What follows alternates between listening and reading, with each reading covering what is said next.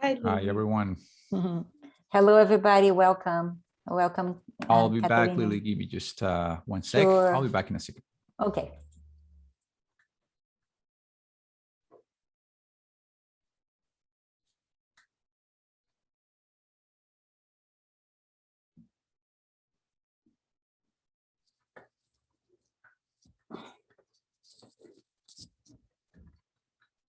Hey, everybody. It's 7 p.m. We are just going to wait a few more minutes to have everybody, give time for everybody to join. Hola, Osvaldo. Nice to see you. Hola. See you too. Osvaldo, great to see you. Thanks for joining. Hola, Jairo. ¿Cómo estás? ¿Cómo estás? Bien, bien, ¿y tú? Muy bien, muy bien. Feliz de verte. Yeah. Thanks for inviting me. Thank you. Yeah. My pleasure. I should thank you for attending, and I hope that you enjoy this journey, and Hola, hopefully we Monica. can have some time for a conversation at the end. Yeah. That would be great. We're just going to give it another couple of minutes so people can join.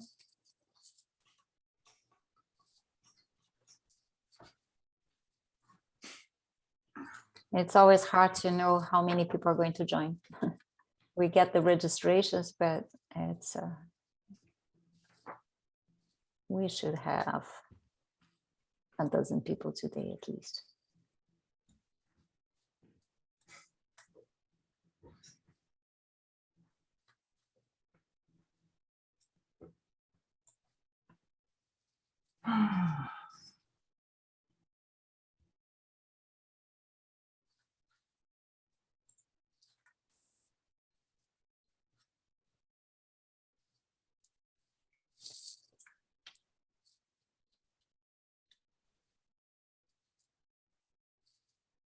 Hello, Almendra. Hola, Welcome. Nice to meet you. Nice to meet you too. We are just waiting for a little more, a couple more people who are coming in. We will get started in just a couple of minutes.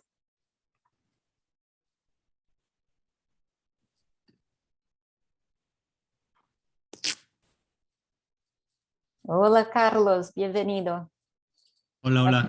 Gracias por venir.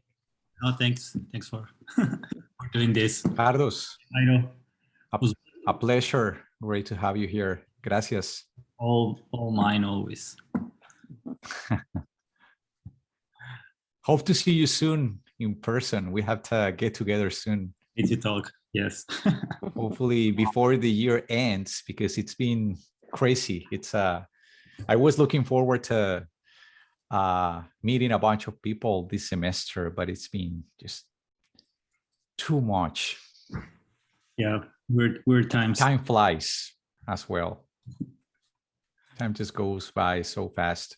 It's incredible. It's almost 2 years since I met you, which is crazy to think about. I think It feels like yesterday. Yeah, I think the last time that we see each other was in an opening. At the Reach? No, I think with James KM. Oh, we at James's place at Conduit. Yeah. At James's exhibition. Yes. I mean, in Conduit in the Yeah. east side for sure. But I mean, yeah, for sure. I believe we can we're slowly getting started. There is always, this little preamble that we do. So, and people can join us as we go. So, hola everybody. Buenas noches, boa noite. Hello everyone and welcome. My name is Lili Vieira de Carvalho. I am the Executive Director of the Vancouver Latin American Cultural Center, VLAC. Before we begin, I would like to acknowledge that we are hosting this event from the traditional, ancestral, and unceded territories of the Musqueam, the Squamish, and the Tsleil-Waututh peoples. I would like to encourage all of you to read and understand the history of this land and the people who have taken care of it for thousands of years, and what it means for you to be here. I am sharing on the chat a great resource for implementing acts of reconciliation in your daily life. This was launched during the 150 years of Canada, but it's like 150 acts of reconciliation. I think it's a great resource. VLAC is a nonprofit organization with the mandate of sharing a deeper understanding of Latin American arts and cultures. Our goal is to establish the first cultural center for Latin American arts in Canada, right here in Vancouver. If you still don't know about our organization, please visit our website. I'll add the link to the chat as well.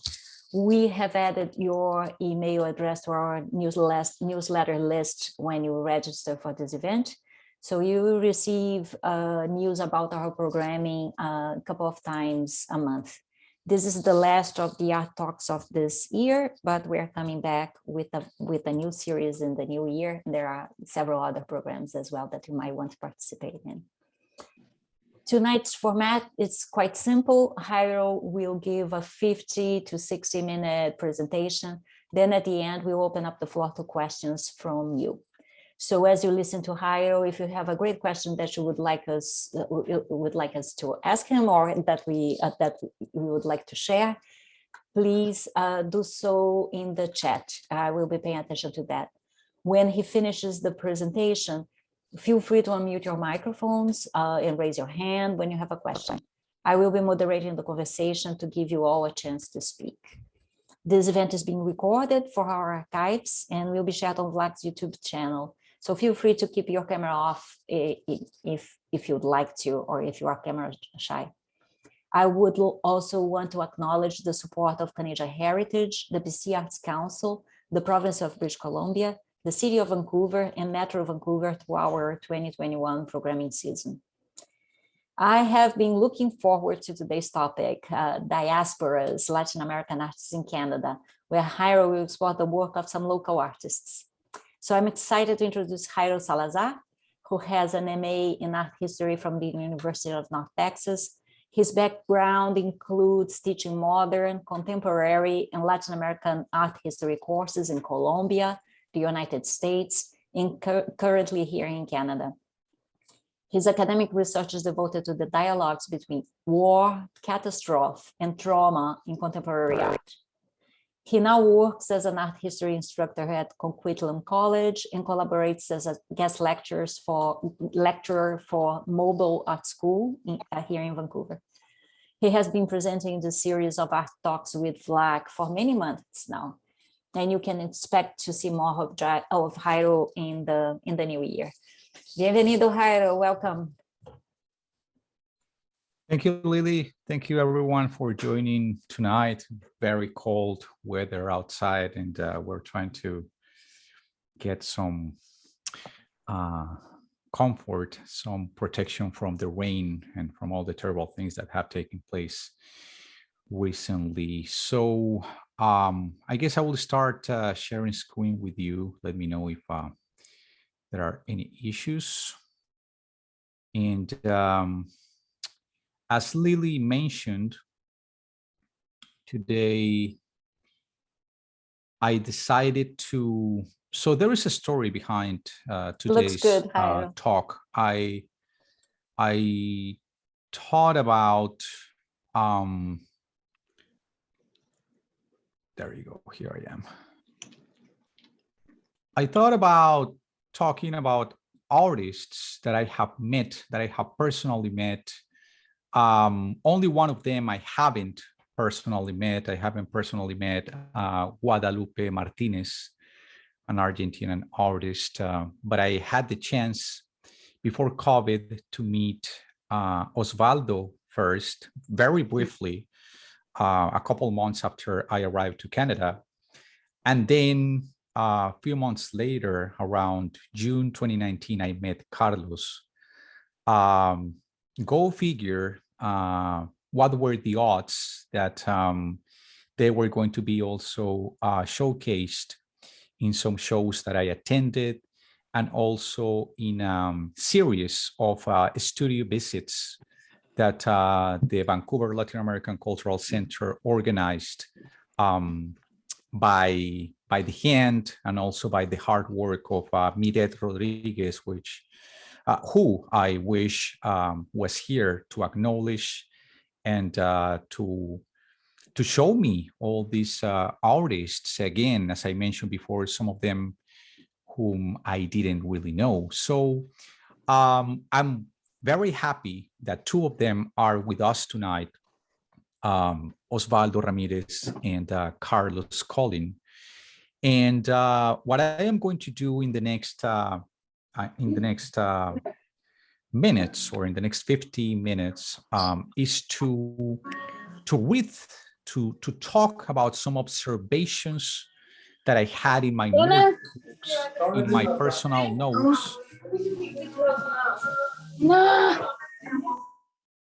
about I will appreciate for those attending, before I start, if you can all mute your microphones, because otherwise it disrupts the activity. And if you still want to contribute at the end of the presentation, I will appreciate your comments or your thoughts in the chat. So as I was mentioning, I am going to I guess, make some observations on their work, always with the intention to have an open conversation.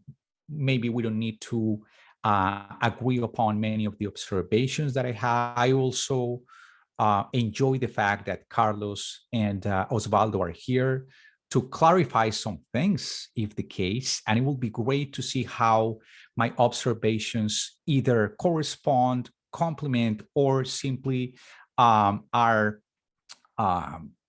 opposed to many of the things that probably they are trying to say. It's great to see the observation from an outsider in relation to the observation of the person who creates the work.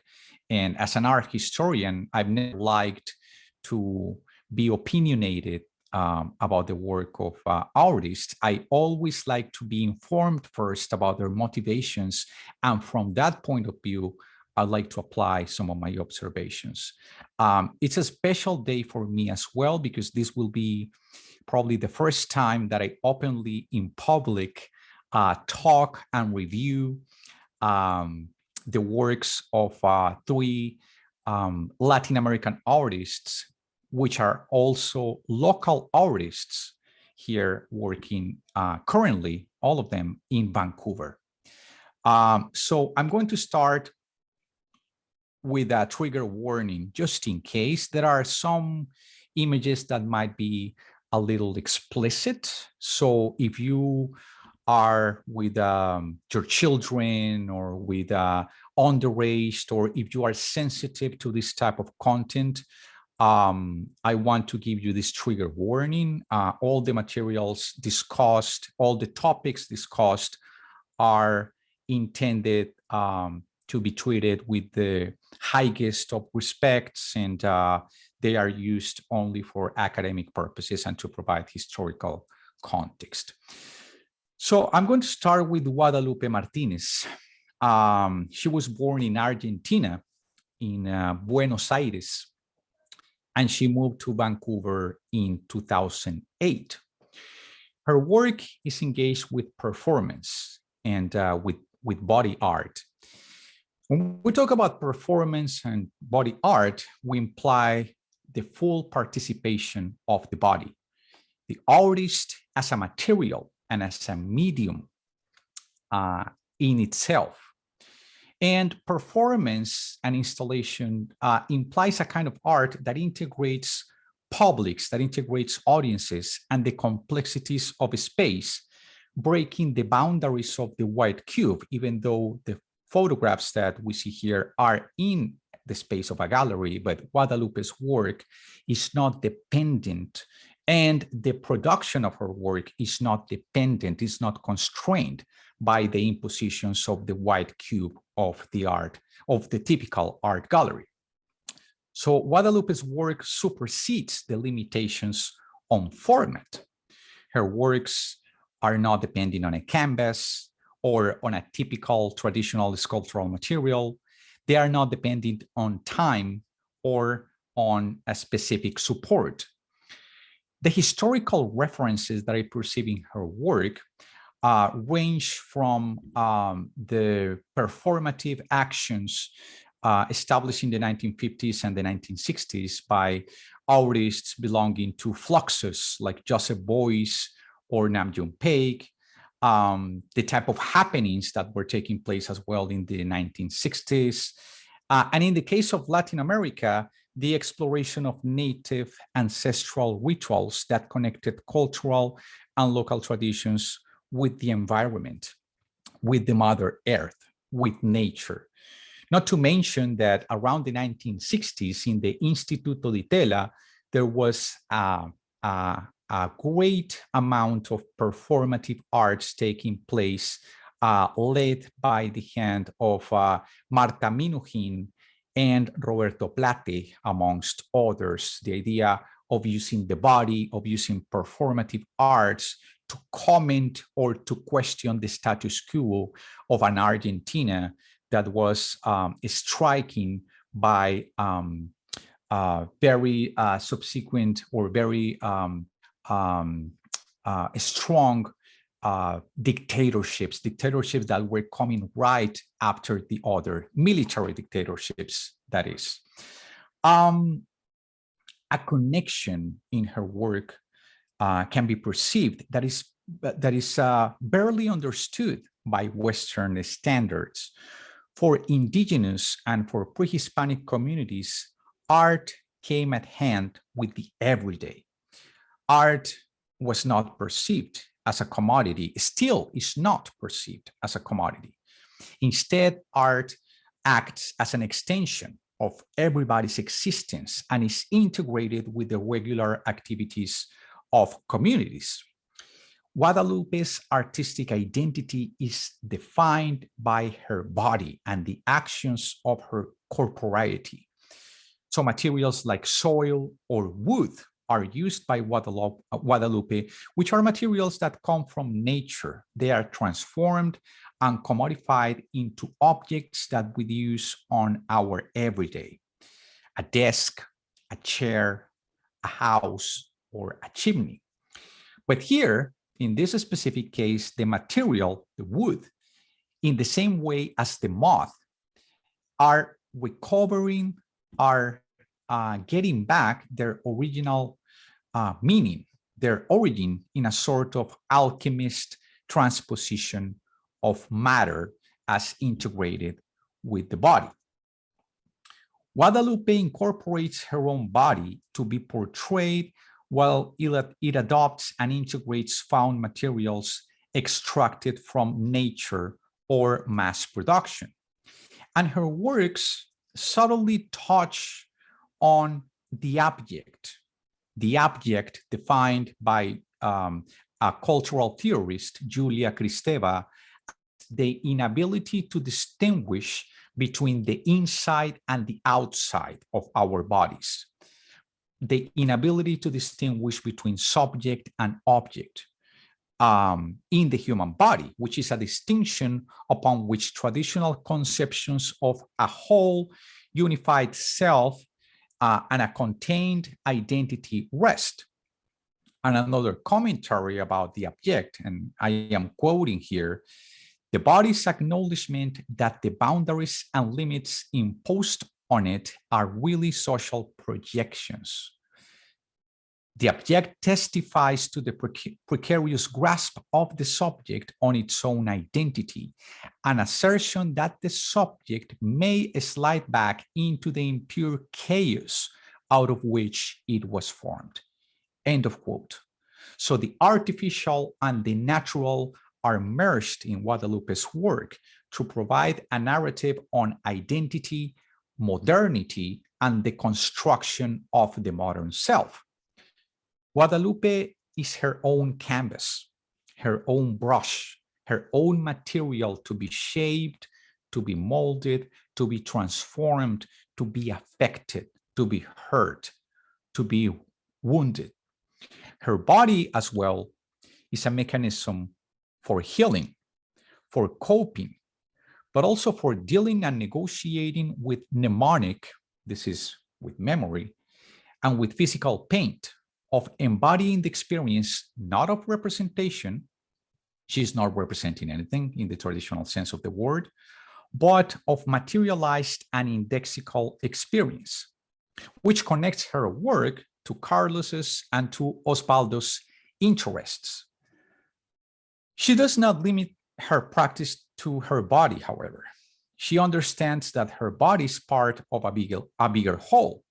That whole, that unity, integrates a broader dimension that frames the body under social, collective, political, and universal issues.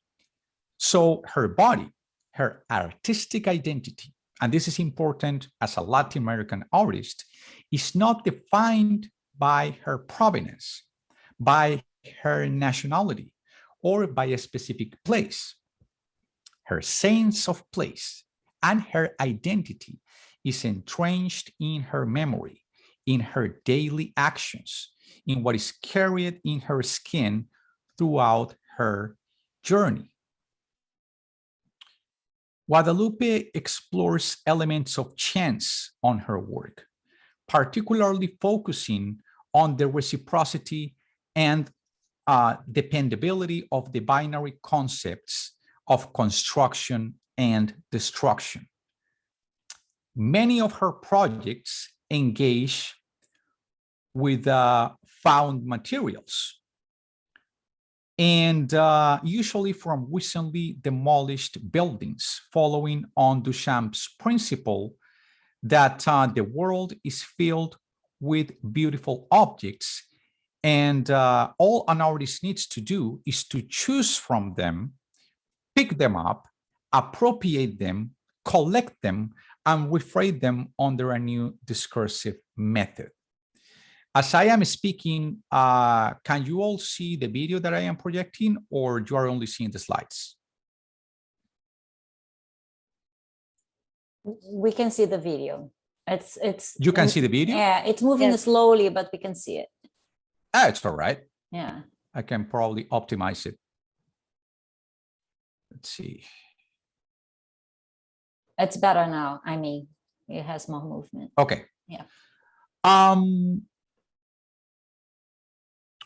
Guadalupe's work follows on this principle shared by Marcel Duchamp, that the world is filled with beautiful objects, and all an artist needs to do is to choose them, to pick them up, to appropriate them, to rephrase them, as I mentioned before. And the importance of the working journey is key, is crucial to understand her work. What kind of things do we encounter? What kind of things do we experience when we walk outside? And how much do we really pay attention to what we find? Which kind of stories are embedded in places that no longer exist? And what happens when we document that?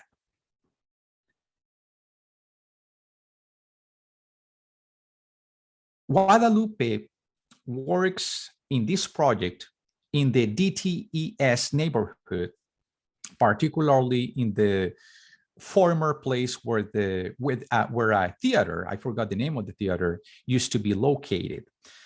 Guadalupe stops, ponders, kneels down, connects her own body, her own experience with the territory, and chooses, picks up elements from it to collect them: dirt, soil, mud, bricks, wood. There is a great quote by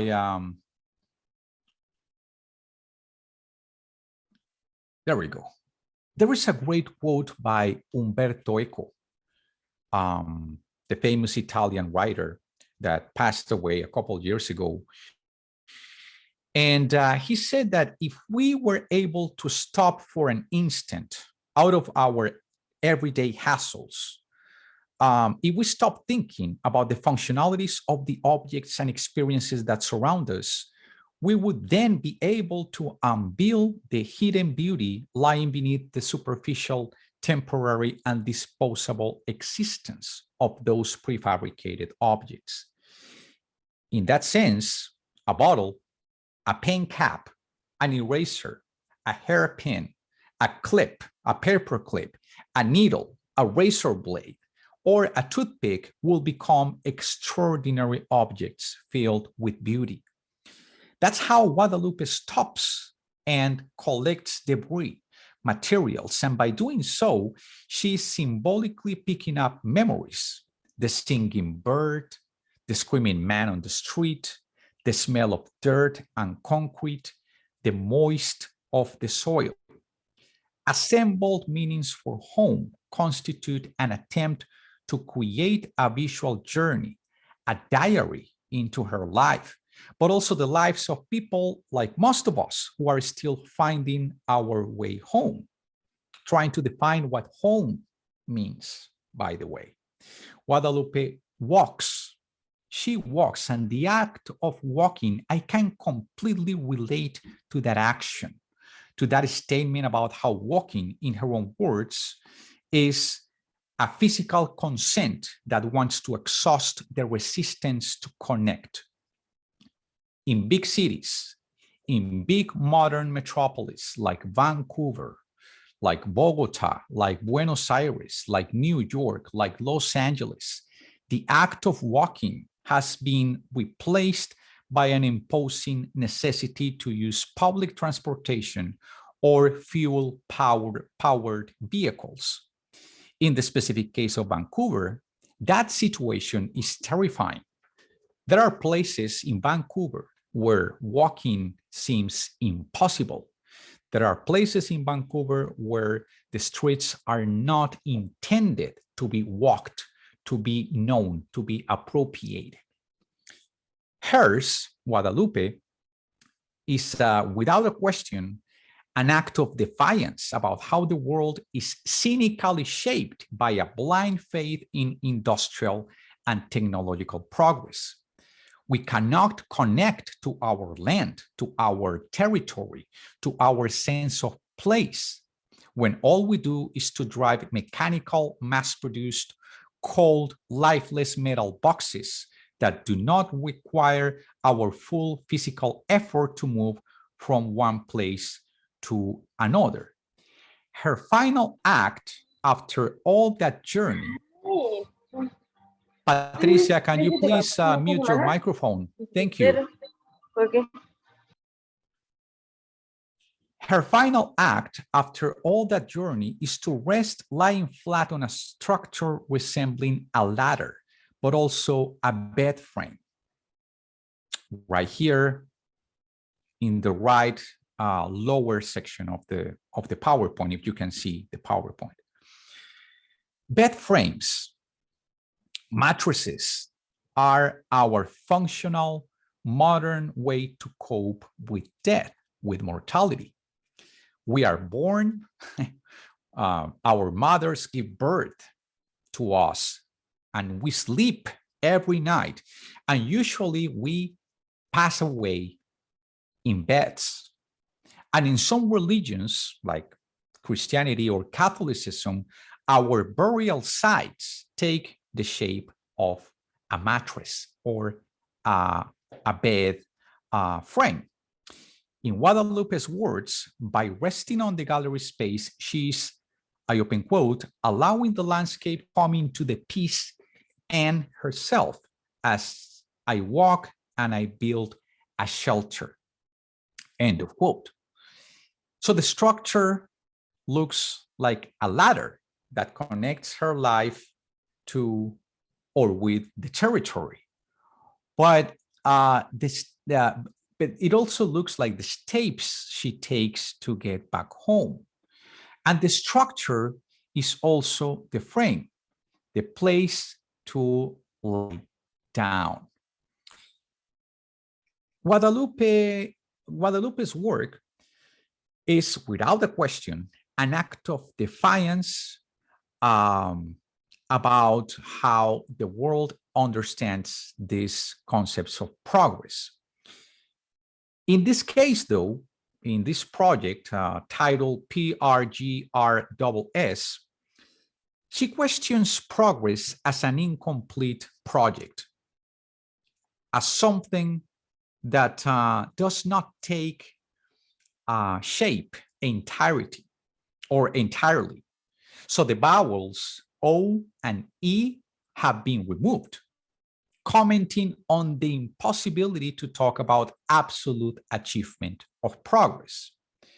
The sanded, polished, clean, let me just draw here, finishing of the concrete, yet so imposing and violent carving speaks of the dark side of gentrification. New imposing high-tech buildings that come into place in detriment of the life, the traditions, the memories, the dispossessions of lands and territories of communities. In order for progress to exist, like any other capitalist-based enterprise, progress has to continue. So the irony, the paradox is that progress can never reach an absolute end. If progress as a modern project with an absolute goal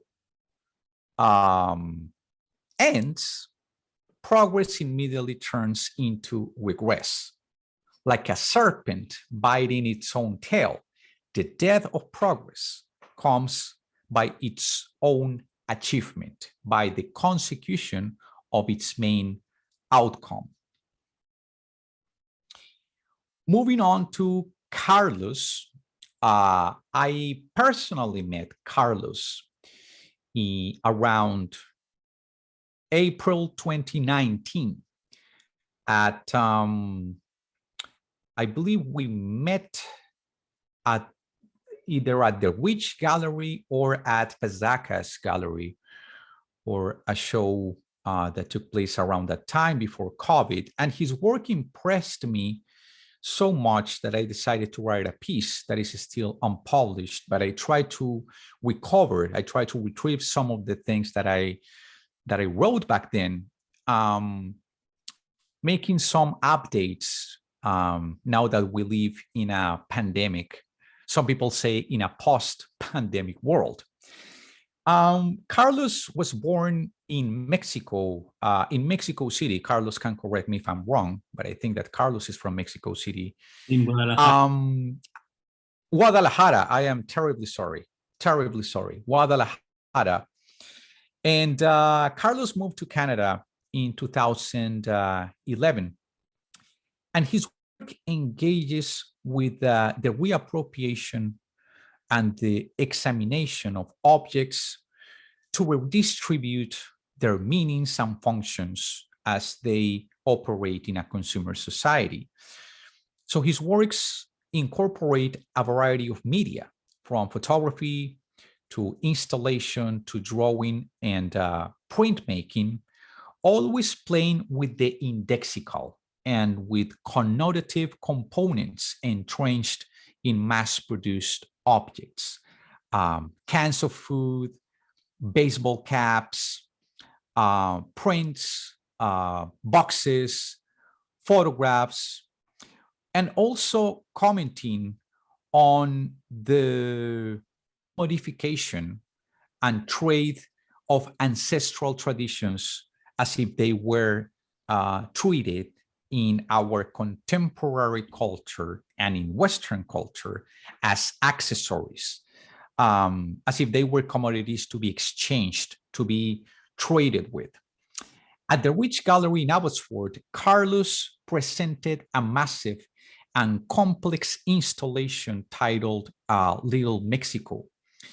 And his work can be encompassed by the question of what being a Mexican living in the Canadian diaspora means, particularly for Mexican workers in this specific installation. Carlos uses symbols from both cultures, from Canada and Mexico, that intertwine and merge with his own work to with an effectiveness that can be witnessed in these images. Despensa refers to a little market that was placed in Abbotsford. I don't know if the market still exists. I hope it does. And the place, the pantry, the despensa, is a popular staple for seasonal agricultural workers, part of the SWAP program here in Canada, who are in search of local typical foods from their homeland. But what we see here is kind of like a simulacrum of these experiences, an Americanized, standardized, commodified way to sell and to market nostalgia and tradition, all under a term that I find very demeaning when I go to supermarkets, ethnic foods, ethnic foods. It's like a mysterious section in the supermarket pantries. And it's interesting to see how these experiences are packed and how these experiences bring us back home, but at the same time create this conflict about an identity that seems to be lost and is trying to be retrieved with these experiences. So Carlos's work is a clear commentary on the tyrannies and the insensibilities of cultural appropriation, plus the institutionalized politics of assimilation faced by immigrants all across the globe. I was captivated. I was really intrigued by the placement of these caps. And I remember having a small conversation with Carlos back in 2019 about them. Because baseball caps are not a sport that is rooted in the innermost Mexican culture. And also I was looking at the caps, and some of the caps included labels or messages that were reminiscent more of a North American, either American or Canadian culture, as opposed to a Mexican culture. So it made me wonder, and it made me curious about how migrant workers are defined by the objects they wear, are defined by their labor and not really by their identity and by what they stand for as migrants. The caps are lined up, labeling those who wear them as members, as participants of an idea, of a nation, of a closeness to a Canadian identity that is tied to sports. And their identity seems to be partly removed by the amalgamation of their own origins with their new lives in the diaspora. Their identity is defined by their labor, by their usefulness to the system, how useful you are to me, and how willing are you to complete a work, a job that not everybody is willing to do, like an essential work. The identity of these workers is merged and is absorbed by the place in which they are performing their duties. Baseball caps, in this context, speak of transnationalism, of imperialist penetration, of their removal of local identities. I teach at a college for international students. And most of them come from India or China. And it's amazing when I ask them about their favorite food, some of them don't talk about local food. Some of them say, my favorite food is a Big Mac at the McDonald's that is right next to the college. There is a McDonald's that is placed 1 block away from the college. So that's what I mean by a remotion, like a soft, subtle remotion of identity. What is interesting too about Carlos's inclusion of the caps and the actual objects is that they are not plastic depictions, plastic or aesthetic representations of experiences, but instead he's using the tangible trace of a lived experience. Someone used those caps. There are lives, identities, personal memories, and personal lives connected to those caps. So they are not just one single entity standardized as they are trying to show us in the media and, as, the workers, as if they were just one unity or just one entity. No, they are more than that. They have lives, they have experiences, they have families, they have expectations. So these are all signs of existence, signs of hope, but also evidences of obliteration. So in this case, Carlos included the handprints and names of children who are sons and daughters of these workers. What identity will they get? How will they grow up? So these diasporic realities and liminal identities are present here. And liminal here, liminal defined as in between, an in between space where you are not from here, you are not from there, you are caught, you are trapped in an in between space where you are trying to define who you are.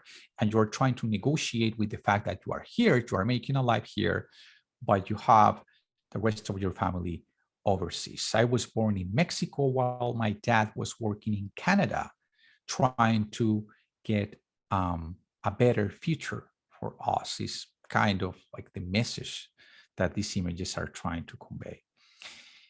But what really caught my attention from Carlos's work was this project at Fasaca's gallery, the uprising of the mask, the iconoclast riot.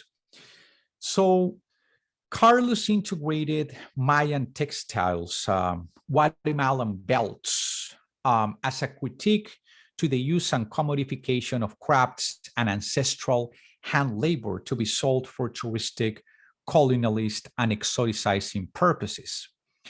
In Carlos's words, I open quote, this is a resistance of the people in Latin America to maintain and preserve their identities, their ancestors, and their memory that is always put in jeopardy. Always, these Latin American communities fighting oblivion and obliteration. I find a strong connection between the conceptual approaches in Carlos's work and the dialectics of place, legitimacy, and identity. What belongs and what does not belong to a certain place.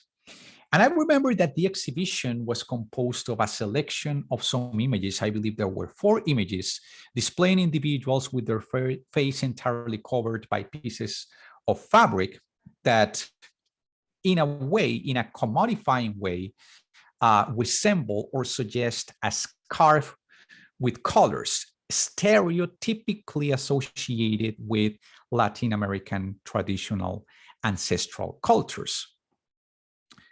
I remember when I looked at this exhibition, why leaving one of the photographs on the floor?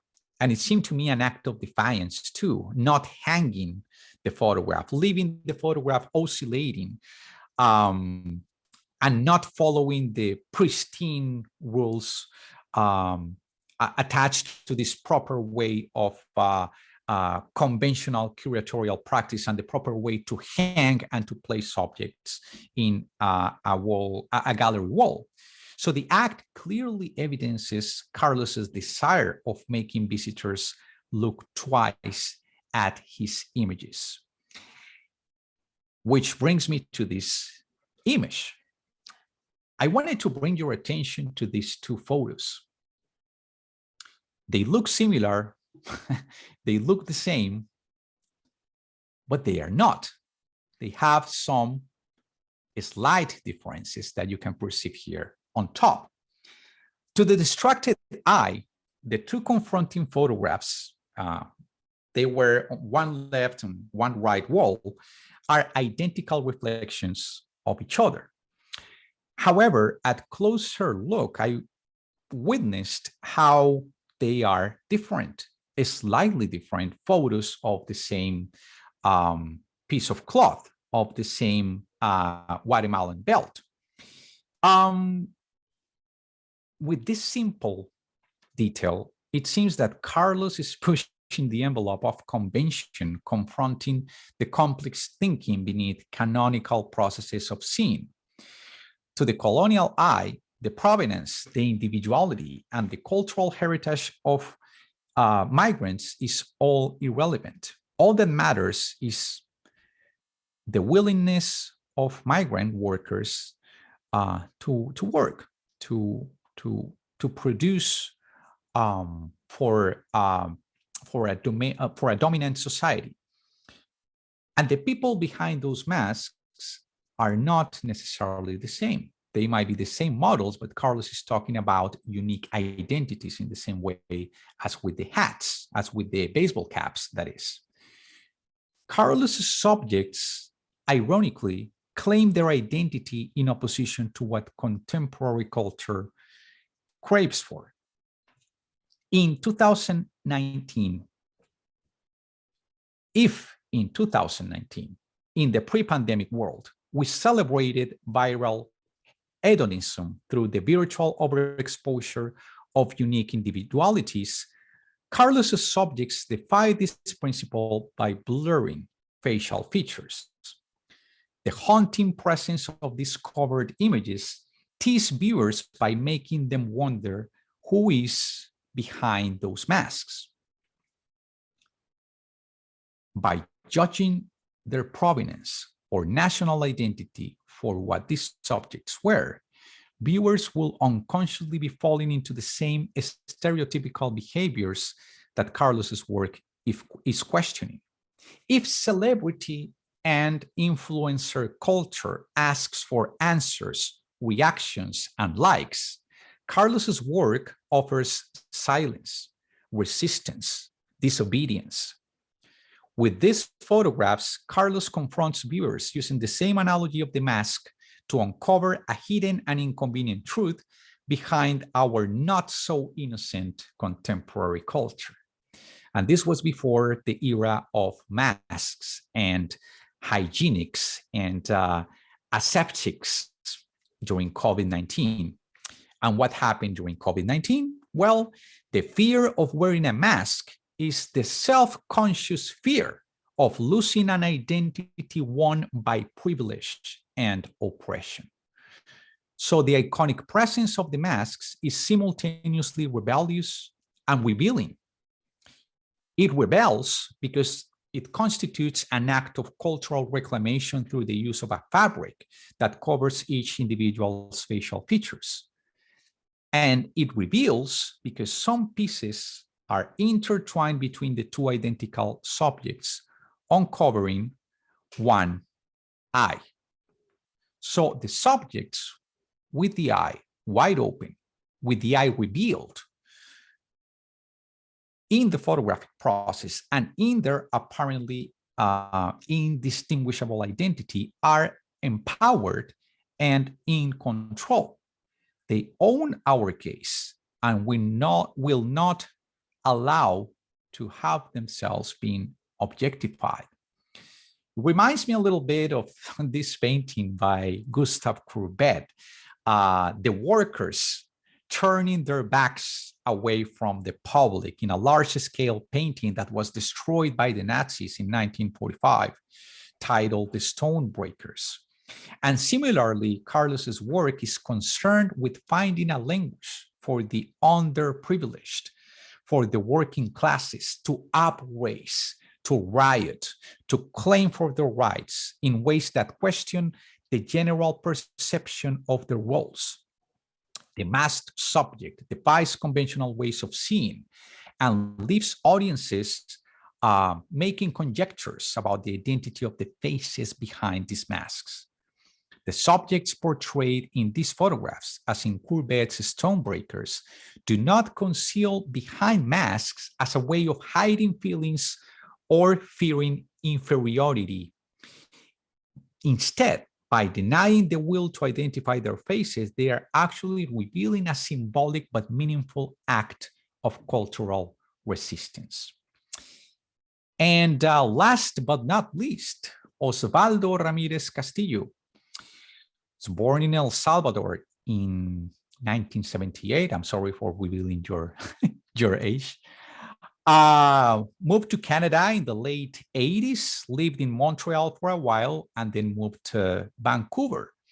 And part of his prolific artistic identity is defined by a contemporary return to figurative drawing, animation, and installation. In the case of drawing, he uses drawing as an act of resistance to decolonize a medium and a technique that is usually associated with academic formulas, with preconceived notions of what high art stands for. High art or highly trained art, meaning a kind of art that is only left for some privileged members in society. Osvaldo, by using drawing, a traditional medium, deceives the eye of the viewer by talking about trauma and tragedy, but using beauty to talk about those two elements. So in Osvaldo's work, we find beauty and regeneration despite tragedy and catastrophe. His influences are found in a wide range of iconographies relatable to El Salvador's traditional stories, folklore, cosmologies, rituals, intertwined with an imagination revelatory of inner memories, dreams, and fantasies that, of course, the European mind will read as fantastic, exotic, or surrealist, which it's a conversation that we already had in our previous art talk about whether we could talk of a surrealist movement in Latin America or not.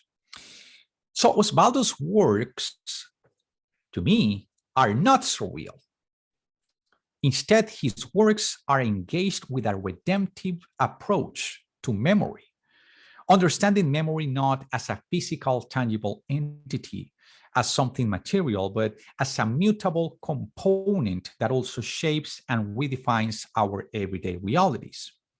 So part of his attempts to heal with his works include the transposition of elements of the harshest realities with those of the innermost beauty. Flowers growing in the place of severed heads, around and inside rifles, nature growing inside the aftermath of a catastrophic event, a sunshine coming out of a war context, and the sunshine placed and acting as a halo in the head of the soldier or the peasant, or sometimes in some instances of a ruthless dictator or a ruthless ruler. So in series like Bestiario or Bestiarios, Osvaldo uses figurative drawings mixed with abstract transparencies to merge in an act of artistic syncretism iconographies extracted from pre-Hispanic traditions, Western iconographies, you know, the conquistador and the three-headed dog, Cerberus from the Greek mythology. So the juxtaposition of these presences opens the door for a visual narrative that connects the figure of the conquistador with that of the three-headed dog, with Cerberus, the guardian of hell, the hound of Hades in Greek mythology, eating and having pleasure by eating the head of a decapitated man. In My Tyrant, My Protest, My Myth, we see how Osvaldo right here. Oh, I think that I didn't put the title correctly, or Osvaldo can correct me if I'm wrong. But in pictures like the one on the right, we see how Osvaldo masters an exquisite approach to expressionist drawing in its innermost visceral nature. Osvaldo's drawings are, once again, formally evoking beauty. They are exquisite, but symbolically, they also speak openly about horror about pain, about catastrophe, about social injustice, about tragedy, about trauma, and how to deal with trauma, how to recover trauma. So the lying body on the lower side of the composition, as I was working on this presentation, reminded me of the idea that I already discussed on Guadalupe's work, using Abby Warburg's category of pathos-formal reminiscent images that are kind of collectively shared in our inner psyche. There is this persistent collective vision of resting, of decaying, but also of reconnecting, lying down with the earth, of transformation of matter into spirit, of redemption, of alchemy, going back to nature's basis. Osvaldo and his family are all victims of the political and social upheavals that took place in most Latin American countries during the 1980s. Osvaldo fled his hometown because of a situation that was beyond his control. So his work is always a way to process, an attempt to deconstruct and reconstruct memories, visions, things that might have happened or not, but that are part of what constitutes his experiences and his identity as a Salvadorian born. So his artistic identity is defined by his nationality as Salvadorian, but transcends the national to bring into the Canadian context a story that is entirely relatable to many hidden stories, memories, inconvenient and haunting realities that only until now are openly discussed and are unfolding for the general public. Let me see if I can share with you this video.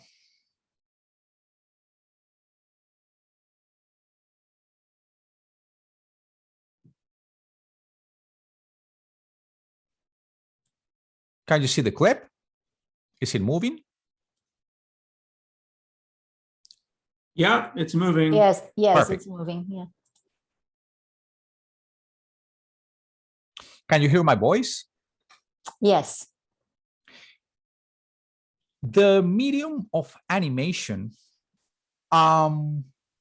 enables Osvaldo to reenact, with the help of motion, sequences of presences and absences, of faces and traces, through the materialization of visions, dreams, or memories. On the left, you see figuration, a face, a presence, recognizable faces that appear and disappear, lives taken away.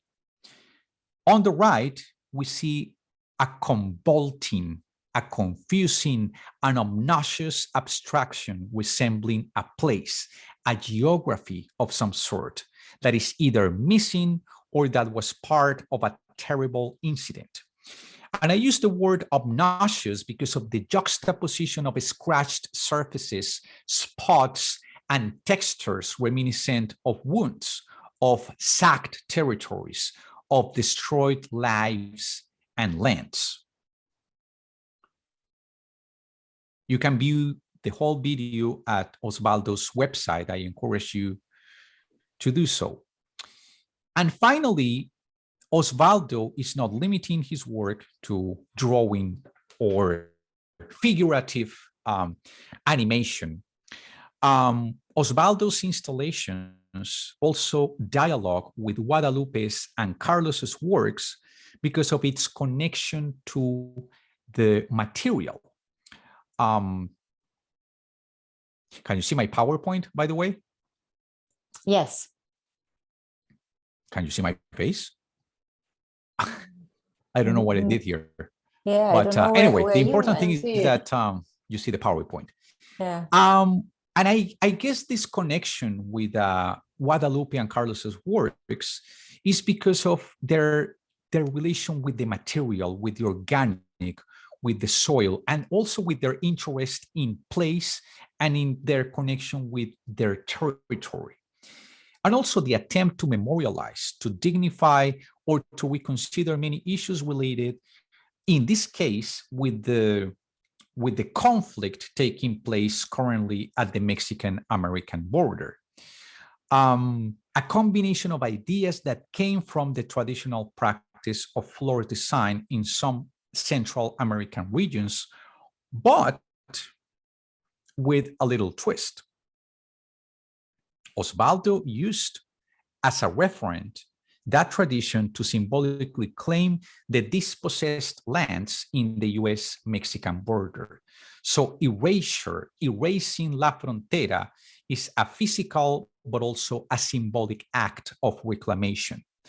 The stripes of black, thick lines created with sawdust and with dyes is evocative of prison cells, but also of the stripes of the American flag. Not for nothing, and I don't know if this is a coincidence, I'm pretty sure that this is not a coincidence. Part of the colors chosen for this piece are red and blue, which are the colors allusive to Americanism, to the American flag. So also, if you look at the stripes, at the black stripes, they are reminiscent, they are evoking a zebra crosswalk. So the public engages in an interesting ritual of walking, but by walking, they are reclaiming, they are erasing. It's an interesting ritual of reclamation, restitution, reparation, and erasure of an institutionalized attempt to erase the memories and the traditions of a native culture. Reminds me of a famous phrase that I heard from a very good Mexican friend who engages with these issues as well.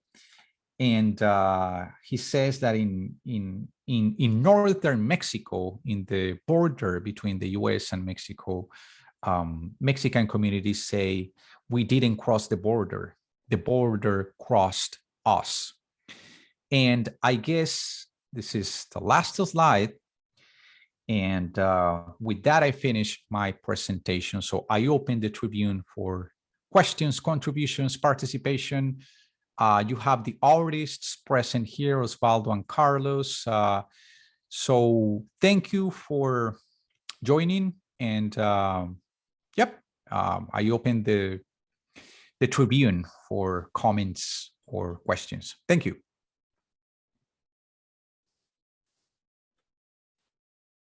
Thank you, Jairo. Let's see if we have any questions. Otherwise, I would love to hear from Carlos and Osvaldo.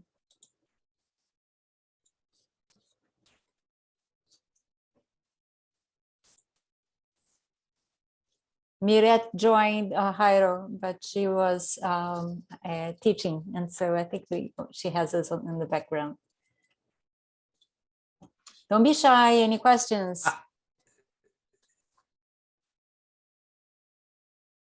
Because I do have one question just to break the ice, if the case. Great.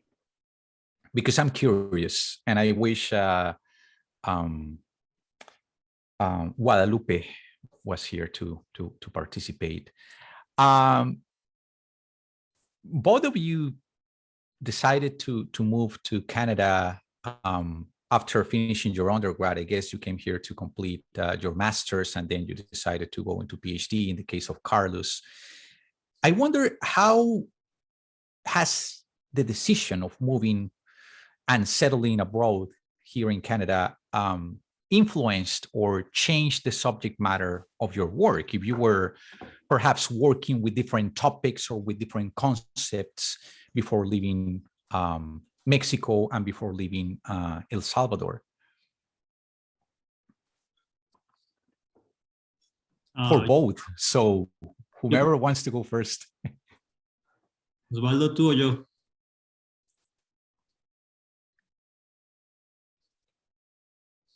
Bueno, empiezo yo porque Osvaldo anda un poco, un poco perdido con el No, sonido. dale, Carlos, dale, está bien, dale.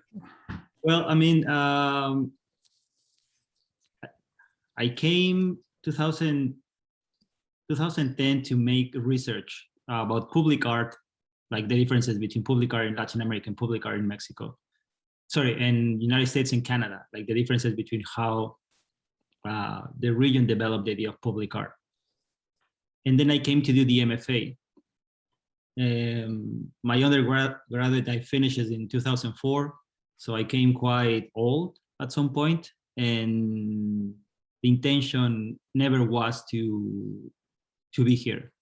After my master, just like come back to Mexico and keep working there, and just like keep being immersed on the Latin American perspective in Latin America. The thing is, like, I met my partner now. We have a kid, a beautiful kid, and basically that's why I'm here. But since that moment, of course, something make a kind of glitch, more like not a shift. It was a kind of like a glitch for me, because if I'm gonna stay here for a long time, eventually also I need to connect with what is happening based on not just the Latin American diaspora, but also the political, socio-political and geopolitical relationships that exist between Canada, United States, and Mexico, and Latin America. And that's why my work is more connected to that. But yeah, basically because of that, if I'm working from here in Vancouver and Canada, of course I need to connect. And I found in all this artwork that you present, and I appreciate that, the best way for me to do that connection. Mm-hmm. I don't know if Osvaldo wants to say something. Okay. Well, I didn't decide to come here. We were forced to leave El Salvador because we had a civil war. And I was only 11 when that happened. So we were forced to immigrate for a better life. And naturally, I attended, I think, art school, and I went through the entire education system in Canada of art school, and I saw no other choice but to stay here and just pursue a career as an artist in Canada, as a Latin American artist, which has proven to be challenging, to say the least. And I don't know if you guys want to engage in the conversation about, well, Latin American art in Canada and the lack of visibility or representation, and especially in a place of like Vancouver, how hard that is. Absolutely. I would love to have that conversation, because that was part of the reason I wanted to have you guys. Me too. Because I've always been curious, and I remember having this discussion with Carlos about what it means to be a Latin American artist in Canada, and what are the advantages and what are also the constraints of that, to what extent you are forced, or like, for instance, in my case, and I mean, this is not, no pun intended, to Lily by any means, but just the idea that a lot of people assume here that just because I come from Colombia, my main focus of research is Colombian art or Latin American art, you know what I mean? And if I try to engage with something different, or with something from either Canada or North America or even Europe, it's like, well, but you know, you don't understand those narratives, and you don't understand. So it feels like I am under the obligation of being a Latin Americanist. I have even been suggested by some universities to, if I ever go to a PhD school, I should look for a Latin Americanist advisor. So I definitely want to have that conversation with you guys, because I want to see from the perspective of artists. And I hope Miret also jumps in, because Miret is a curator. And I wonder what has her experiences been like here. And you have been here way more than me. Like, I've only been here 3 years, but you have been here more than 10 years, all of you, I believe. So Jairo, there's a couple of questions in the chat. Okay. Can I continue that conversation? Please. Okay. Well, okay. So I felt like all this time I felt up until this point, I've definitely had this feeling that that my work will be accepted to a point as a Latin American artist, and that happened when things were going, you know, relatively well in Montreal, and I moved out here, and it was even harder. But I still felt that even back east, as in the Canadian Eastern part of the country, my work was accepted to a point.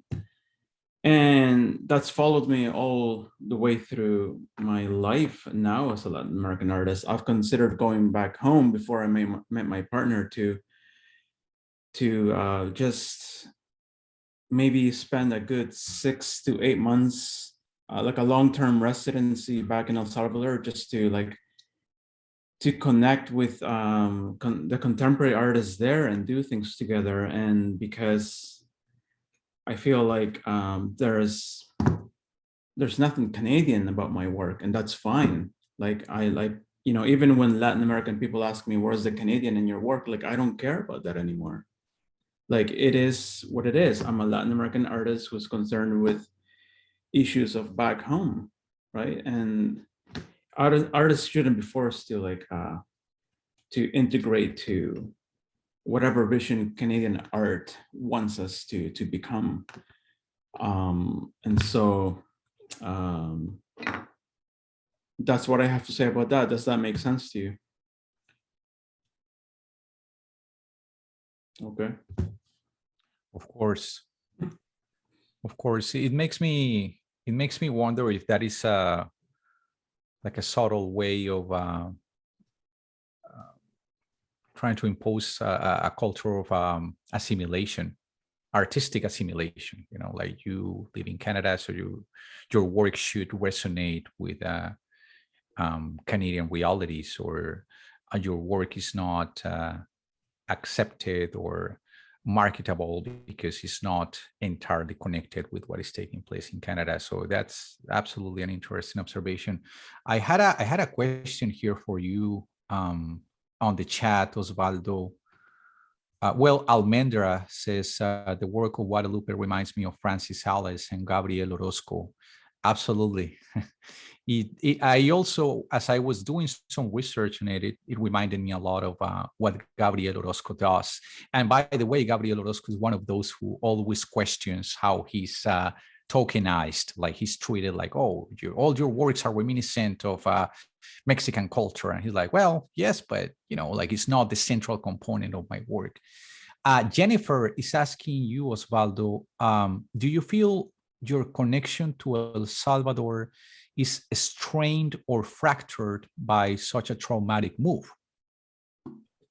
Thanks, Jennifer. I appreciate the question. Maybe yes, when I was growing up here, but I've adapted to a point where it doesn't feel so much anymore or at all. I you know, I always have a foot back home, so I can return and visit my family and engage in, you know, artistic projects with my friends, my artist friends back home. And I have my foot here too. Obviously I live here, but no, I like my work does deal with trauma, but or you know, issues of collective memory, but I like to think that what I'm doing now is looking for a language towards reconciliation or restoration in my imagery, and yeah, or that aspect of healing over through certain imagery in my work. So yeah, I don't feel any sense of being fractured, but I'm always engaged with issues of traumatic history, memory, and just collective memory, right? Issues of collective memory.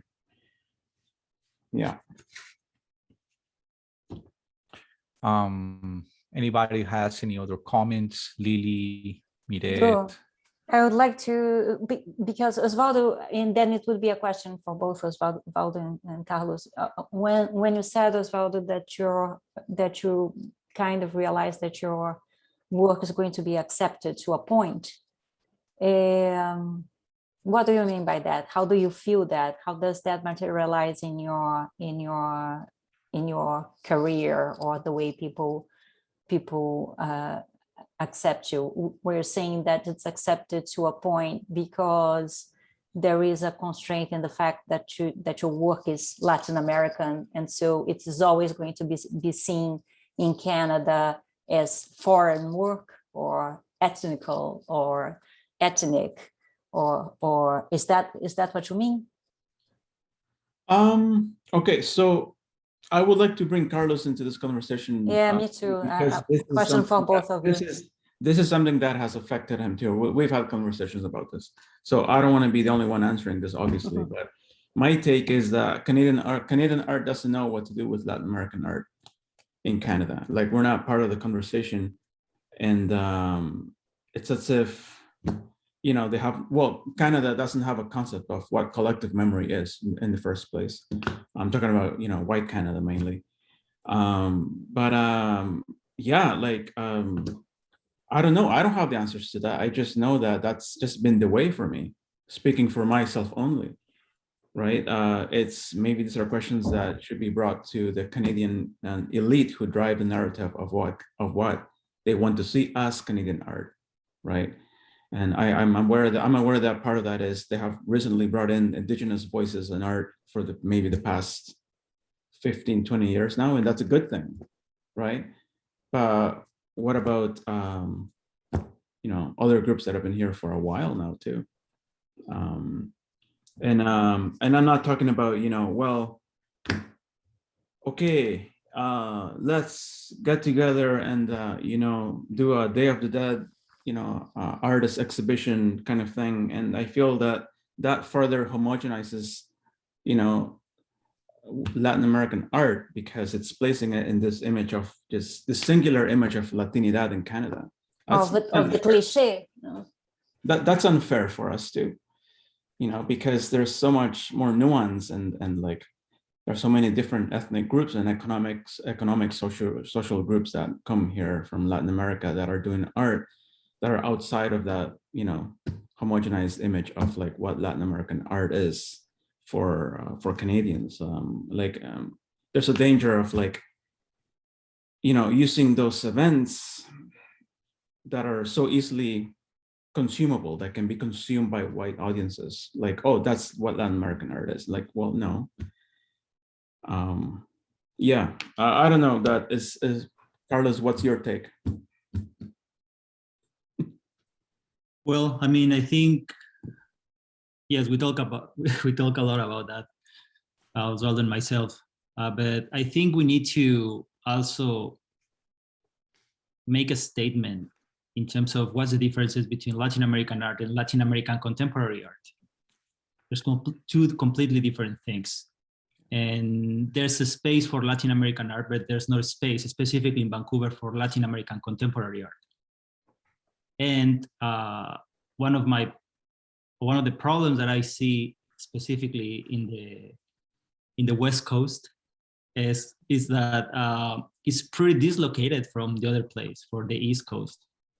Toronto has like more Latin American contemporary art perspective, because also Sur Gallery helps a lot. It's a contemporary art gallery from Latin American artists, Latin American perspectives. Yeah, we're starting to make connections with them and see if we can create that bridge a little bit, because they are definitely doing an excellent job over there.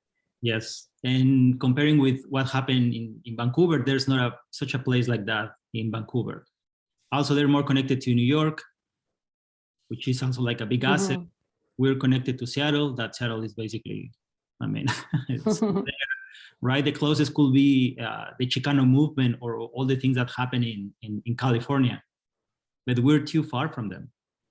And for me, also the debate now is adding also the Latinx perspective into the conversation about Latin American contemporary art, because there's also two completely different things. And also we need to clarify all these things rather than, as Osvaldo says, like put everything in the same bag.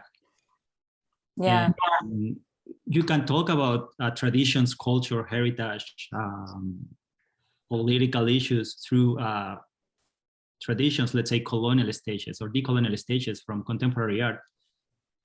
But I think also Canadian art for me means that is a big melting pot, because they don't include completely the First Nations contemporary art. And I think also that's a problem. Vancouver has like pretty rooted the conceptual photographs, which I mean is like from the 60s and 70s. Also, they need to keep moving in that kind of process. There's a lot of painting, more like modern painting. I think Vancouver is a postmodern city stuck in the 60s. And I think also they need to do their job. They need to be open through that, not through the BIPOC. It's more like recognize that multiculturality too. But I mean, I don't expect, I think the same, I think Osvaldo think the same as I think. I don't expect anything from Vancouver, to be honest. It's more like keep working, keep pushing, and eventually history will put all the assets there. So You make a crack, and you make a crack, and that's where the light comes through. People start talking eventually like, oh, like, you know, like in 2020 or 2015, there were like these like Latin American artists in Vancouver, you know, like, oh, and curators, and wow, that's interesting, because now we found, or there's also people working with a big archive from Chileans post dictatorship of exile Chileans, like coming and produce culture in Vancouver. And nobody knows about that. I mean, nobody in terms of like, there's not in the city. It is not part of the dialogue in terms of how also the Chileans create a big input in this city. And I mean, I think that's the problem. Canada is pretty rooted to the British / French perspective, and I think also they need to move forward. If not, I mean, if not, we'll keep talking about like all these ideas of the visible minorities that they talk in sociology. They like to talk about that. Post-national countries like Canada, they don't have identity, to be honest. And I think also they need to work a lot on that. And they need to connect that kind of perspectives too. And we're moving through politics in that sense, right? And culture needs to make that input through that. But I mean, it's a big problem. It's not just art. It's beyond. We have a couple of comments in the chat that I wanted to relay. I will get to Catherine's question, but Jennifer said, I had always hoped that Canadian art would be reflective of the ideal that Canada doesn't want to see assimilation, that to be Canadian was to show and share what each country's culture and art represent together as an equal. But I understand now that's an idealistic idea, and that there is a hierarchy to the art world. And Viviane agreed with Jennifer and said, in Canada, influence is not South and not East-West, and art is art. And Catherine has a question. It says, her question in a general sense, how can we promote Latin American art in a way that is progressive and encourages the visibility of the many Latin American diasporas without using the rhetoric of victimization or tokenism of the sad stories that sadly plague our history? Okay, well, I would suggest take a look at Sur Gallery's programming. I think Tamara Toledo has a good lead on that one, because she's connecting Latin American artists, contemporary artists in Canada with our own home countries, to Central and South American, you know, individuals in academia, artists, you know, and that gallery's program is visual art, right? And all the and the different array of practices that are being used in Latin America and here. So she's connecting those two worlds, like the diaspora and our home countries. And I think that's an excellent way to go about it. You know, it's a good model. What she's been doing for how long now? Maybe 5 years. It's still fairly new, so there's still a long way to go. But I think, yeah, it was about time. But there was a contemporary Latin American art gallery in Canada. We need more of those. But sorry, I want to add something, but it's not just Sur. I mean, there's also YYZ, that the director is from Mexico. Oh, really? I didn't know that. I think Mexico or Chile, and also they try to include, like, at least every year, Latin American artists in the roster. There's there's this place like 401 Richmond, like, yeah, 401 Richmond building, yeah. And there's 3 or 4 galleries that they include Latin American artists the whole time. And I mean, I think we were lucky recently that you, Osvaldo, were at the back. But I mean, I prefer at some point that the back also like grow up and stop being a teenager and becomes a contemporary art museum. And I think that will be interesting to see that transition, and rather than just keep the Vancouver Art Gallery and have a contemporary art museum. And also that change the perspective of the city and change the perspective of what you expect from the artist. I don't know. I mean, I also with the idea of represent or use victimization. I mean, it depends. When I start working with Little Mexico, for example, I was talking that for something that is happening here, but also is connected with Mexico and how the government is doing things wrong as well, right? I don't use specifically victimization, but at some point I try to make the connection with the audience here, saying like, see, like also Canada is part of the problem in this region. And also you need to jump in that kind of perspective as well, right? Like the mining companies, for example, like the NAFTA agreements now called STEMEC, and also how Canada is pushing behind, like behind United States, like all these things, also getting a lot of profit from that kind of approximation. And for me specifically, of course, one of the best ways to connect is making a resistance based on the traditions that we have, and also make the differentiations. I don't feel myself a Canadian. I'm not Canadian, and even if I have the citizenship, I'm never going to be Canadian. So I can't create Canadian art. But at some point, I need to connect, and I need to explain also to the people or the audience that see my work, like why I'm connect all these things. And I think that's interesting too. I came from a different perspective from Osvaldo. Osvaldo came too young. Also Rodrigo at some point came too young. Rodrigo Hernandez, as he used to be here. Also Osvaldo knowing from long ago. People at Sots Collective, students that we met through classes, not just here, but also in Toronto or Montreal. And there's a lot of people doing, let's say, try to or attempt to practice Latin American contemporary art and always connecting with their Canadian perspectives. But we're so dispersed as well. Yeah, being dispersed is also good though. But I think, I can go back 20 years and think of the people that you mentioned, Carlos, whom I known for 15, 20, 25 years, and barely have I seen them or their practice get the limelight in some way. And when it has happened, it's happened only once in their many years of producing or creating art, right? So that tells you a lot of the absence of Latin American art, contemporary Latin American art in Canada. But yeah. But also I think, like, sorry to jump again, but no, go ahead. We know, like, talking about Latin America is hard to explain, because also we have different perspectives. Like the Day of the Dead in Mexico is not the same that the Day of the Dead in El Salvador. Yeah, Still doesn't have Day of the Dead, or even Argentina or Colombia or other places, right? But I think that's a good asset at the same time that we have, because there's not other region in the world that have that connection.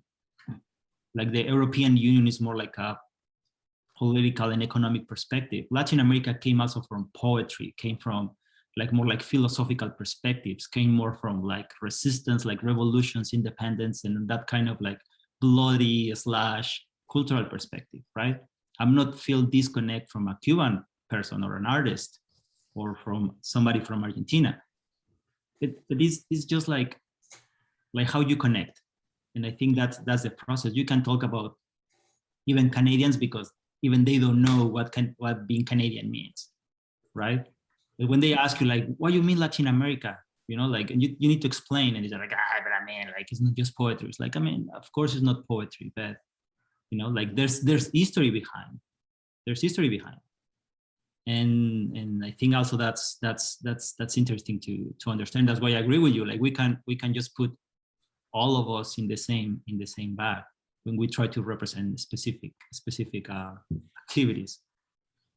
But in response to that, Carlos, I feel like the Canadian, you know, elite in the art world, in the Canadian art world, the Canadian art world elite kind of shies away from anything political, and so they think, well, Latin American art is very much steeped in, you know, socio-political issues, and some are subtle, some are very, you know, direct, and they don't know what to do with that. And all I'm saying, that's all I'm. If they avoid their own Canadian politics, of course they're gonna avoid the rest. Yeah. I mean, I just listen people talking more about like United States politics rather than Canadian politics, you know. I mean, for me, that's a project. I'm not against like their Canadian art point of view, but I am so tired that I also tired that, you know, like they see us in that kind of victim, like a victim in that process, right? Like, oh, poor you, like you came and, you know, like living better. It's like, I mean, also in that kind of context, all of us were different. I think about the workers, the migrant workers. Think about like people with lots of money that they come and make business, right? That also contribute in a different way. But I mean, they can do whatever they want, you know, like as long as in my case, I'm still like able to connect with Latin America, my man, that's okay. I'm just being like, you know, like a Latin American artist in the periphery, and that's it. So I believe we have to wrap up. We are just a little after 8:30 now. Miret has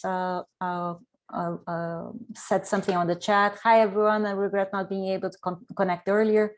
I was caught up teaching. I look forward to viewing the recording of this call on YouTube. After reading the comments, I would like to reply with why we are so grateful for your support of LAC.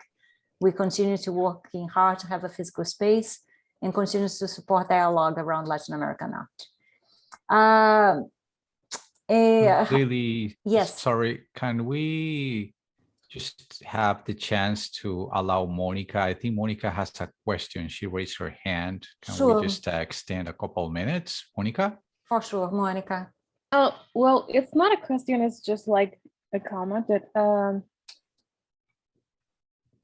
I think the abstraction in Carlos' work is really interesting because listening at what he was saying, I think that the whole discourse that he was saying today, also Osvaldo's discourse, is in their work, you know, that you are like, in the case of Carlos' work, that he is using these representations of things, and I think it's, I don't know, I like them a lot because I think he turns the gazes of the spectators in the details, and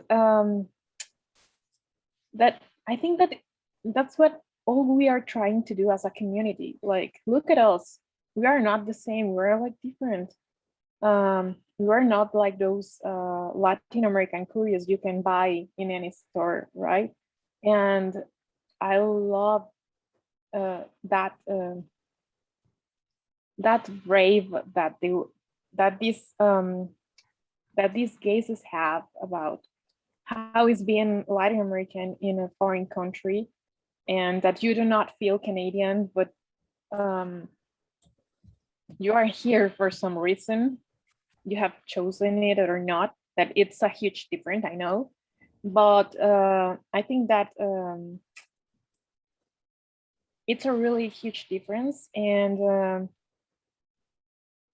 that the abstractions that you made and that you present, that Jairo presented today to us, also Guadalupe's work, was really amazing, interesting, and that this make me desire to know more about your job, your work, and what you are doing, and also to build together as a community of artists, and to keep making this happens a lot more, and to be visible in this town and in this country and in the whole world. That's it. Thank you. Thank you so much, Monica. Thank you. Thank you, Monica. Yeah. Can I just answer just fast? Anytime. My studio is open for everybody. Can come here. Like, just let me know, and I'm really happy to receive you, all of you, if you want it. Different times, the same time. There's no restrictions or mandates in this studio. So yes, and just to conclude fast, like the photographs specifically, that kind of all artwork represent that kind of things that you said, like the idea of the gaze, right? It's not just like they're seeing us in this way, also like we're able to see you, right? Like confront that kind of gaze, like maintain it, like for a long period.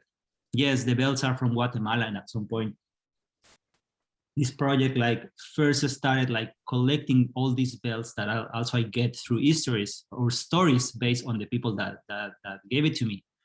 But also I see at the same time like people from the United States like treating the people in Guatemala like in a really bad way, like saying things about them, right? Like fucking Indians, or all like these poor people, like filthy, you know, like, oh, what's this place, etc.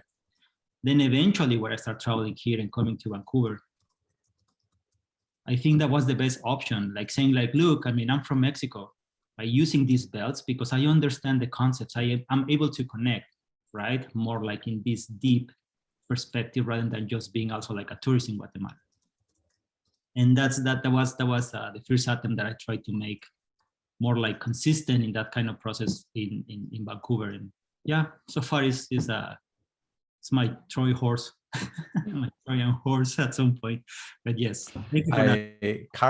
Carlos has stole my word, because I was going to say that to wrap up, that I feel something that I didn't have the chance to mention is that Carlos, Osvaldo, and Guadalupe's work acts as Trojan horses. And it reminds me when I went to the Reach for Little Mexico. So Carlos installed like a piñata-like decoration, and you know, like the distracted eye was like, oh, how cute, typical piñatas in Mexico, blah, blah, blah, you know, like tokenizing the type of objects that Carlos was working with. And I started laughing inside because they had messages that say resistance, you know, so there is that. It's about that. It's not about bringing our culture to be treated as a cute object, as a curiosity, as an exotic treat.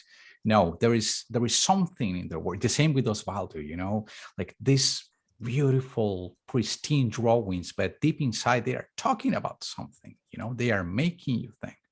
So I want to thank the three of them, even though Guadalupe is not here, for their amazing work and for opening our eyes and for giving me the opportunity to talk about this. So thank you guys, really. And I'm going to your studio very soon, and I need some translations in Spanglish, by the way. You're gonna take Carlos on his offer. And I need the money, yes. Thank you, everybody. I think that is so much what we have been trying to do. VLAC is all about, it's on our mandate, the sentence that says that we want to share a deeper understanding of Latin American arts, you know, and go beyond, like we have so much to offer. And when you talk about contemporary Latin American arts, I think that that's something that that this really doesn't reach the audience here. And so you have that the knowledge is small and sometimes superficial, and maybe through our platform we can share a little bit more than Frida Kahlo or whatever it is. I will one thing that we have coming up and that I would like to share with this group, because I see that you are interested, we are going to have a studio visit live from Brazil on January 6th. So keep an eye up for that. We're going to have Luis Aquila, who is an important, very important artist from Rio, who is considered the father of the 80s generation. And so it is a guy who kind of opened the doors for the work of many other artists. And we're going to be visiting his studio there. And also one other upcoming event that's going to be another Brazilian event. There will be, we have this Latin American short stories reading group. The next one is going to be a special Brazilian edition with Christmas stories from Brazil on December 14th. I'm going to put the link on the chat, but you can always just go to our website and see that there. Jairo, thank you so very much. This was so interesting. Thank you for proposing this event. I think that this is a format that we hadn't had before. And Carlos and Osvaldo for participating, because awesome to have this happening. So that's it for tonight. Thank you all for coming. Thank you so much for sharing your time with us. I'm going to turn off my camera, but I'm going to keep the event on just for a few more minutes if you want to click on any of the links. Thank you, Jairo. Thank you, Carlos. Thank you, Osvaldo. Thank you, everybody, for joining and us all tonight. the attendees of the art talks, the 5 or 6 art talks we had.